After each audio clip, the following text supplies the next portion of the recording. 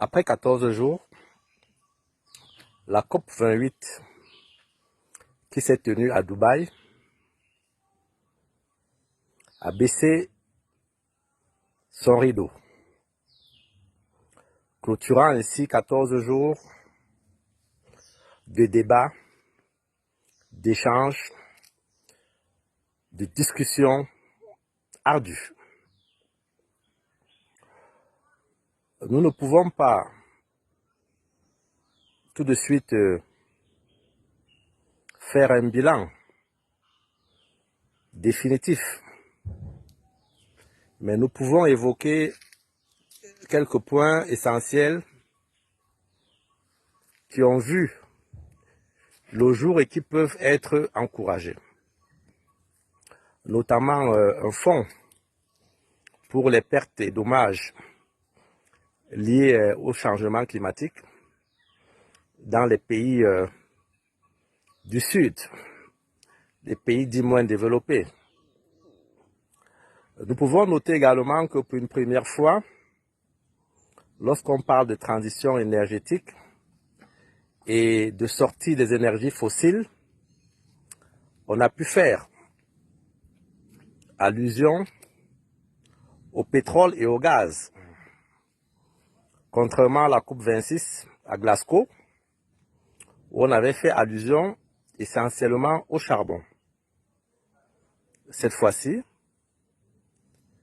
le gaz et le pétrole font partie de la nécessité d'y rompre, ou tout au moins d'y sortir progressivement vers une transition décarbonée. Beaucoup d'autres points ont été évoqués, notamment les stratégies qui pourront être mises en place pour atteindre un niveau de 2 degrés, si possible 1,5 degré du réchauffement de la planète. Mais il va sans dire que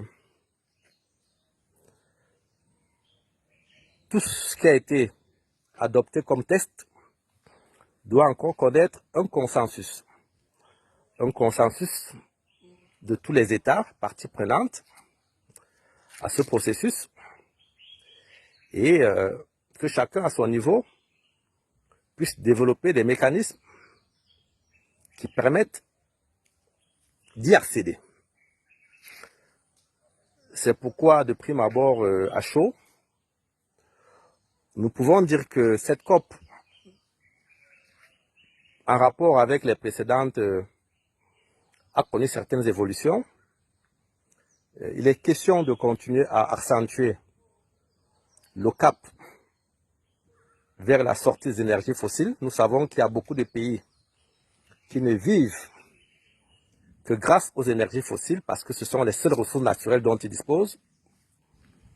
Mais ils ont des alternatives également pour aller vers des énergies renouvelables.